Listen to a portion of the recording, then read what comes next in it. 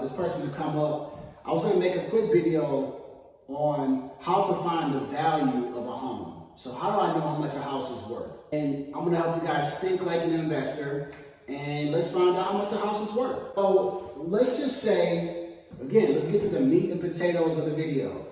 Let's just say, you found a house, right? Whether you're on Zillow, somebody called you from a direct mail campaign or a cold call or whatever form of marketing that you decided to do, somebody calls you and you're looking at thinking, okay, how do I find out how much this house is worth? Because this is the most important part of the buying process as an investor. Because you make your money when you buy. What does that mean? If you buy it right from the beginning, if issues happen, you still can be in the green to make a profit. So let's just say we got this house on, 123 Main Street, right? Let's just say we got this house and you want to put an offer in on it, but you want to find out how much it's worth. So the first thing that I'm going to suggest, how to find the value of the house, is to get what are called comps. C-O-M-P-S. Comps. Now you get comps from a real estate agent, right? And the real estate agent, they know how to pull comps.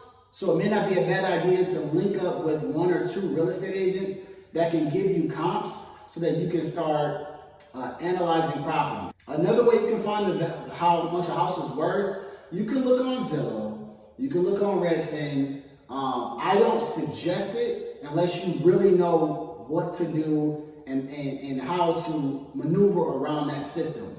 The reason why I don't really highly suggest the Realtors.com, Redfins, and Zillows is number one, the Zestimate is horrible. Zestimate, right? That thing's like usually always wrong. It's been right a couple times, but it's very rare. Yeah, very rare. But actually, 2 days ago, it was 20 grand off. Oh, man. When I talked to somebody, so it's still pretty wrong.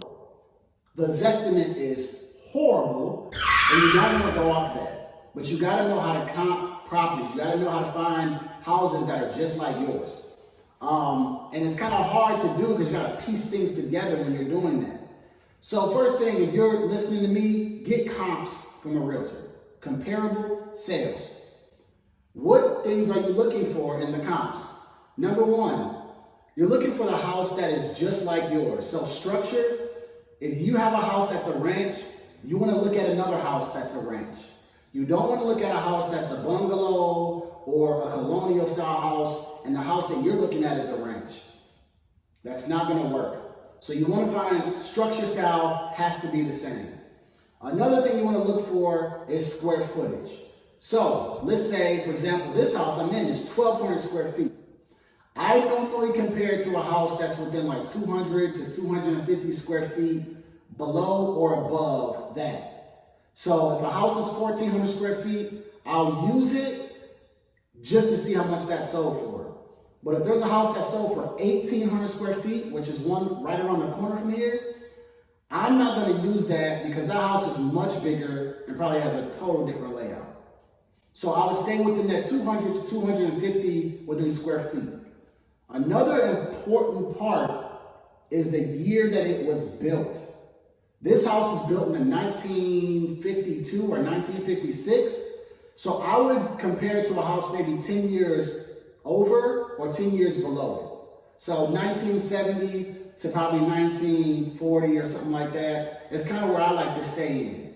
If this house, which sold, that was built in 1991, I'm not going to use that comp because that's a newer built home, probably different layout, and as probably as an appraiser, they're probably not looking at the 1991 comp. They're probably going to look at a 1960 comp that's comparable to yours. So stay within 10 years in the years. This is another thing that I just started doing is school district.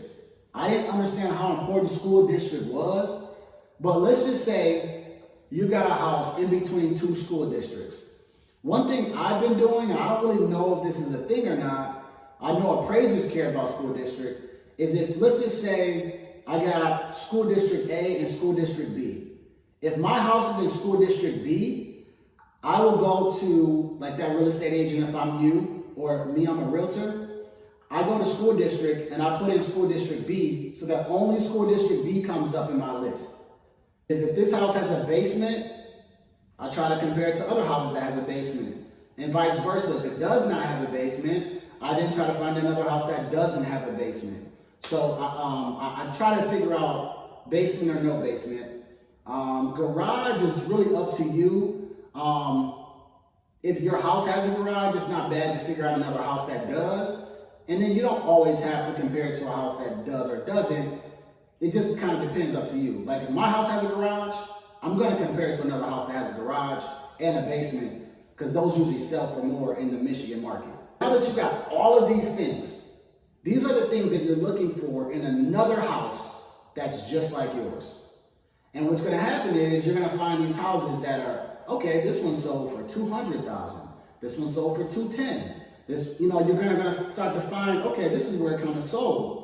And when you become a savvy investor, you can learn about the price per square foot, which you take I normally take 5 properties that are the same, and I print off what's called a CMA summary report, and it gives me the average price per square foot. And so I'll take that average price per square foot. This is something new that I'm doing now. Average price per square foot, and then I times it by my square footage here, and it gives me a roundabout price. And it might say, okay, this house is going to probably be worth $260. Even though I see comps that are like $270 and $280, it gives me an idea of what it can sell for.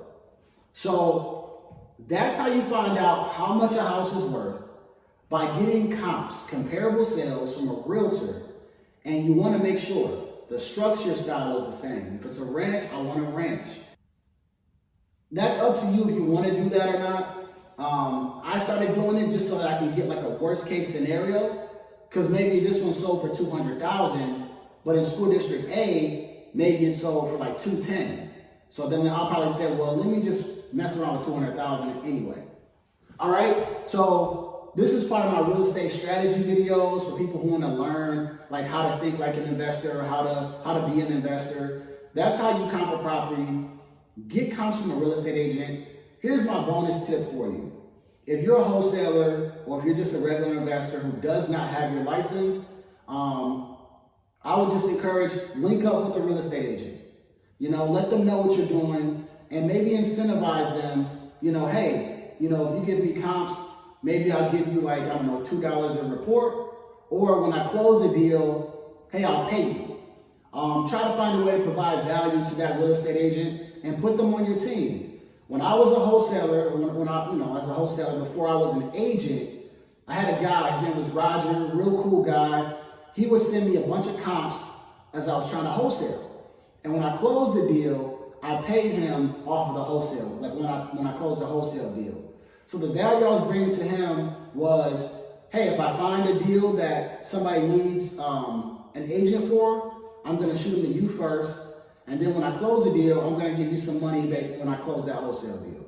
So that's how I provided value to him. That's another way you can kind of steal and find a bunch of real estate agents, probably talk to 10 of them, so you can at least get 3 of them, and then get one that actually works for you, all right? So keep moving, keep learning, keep growing. I'll see y'all at work.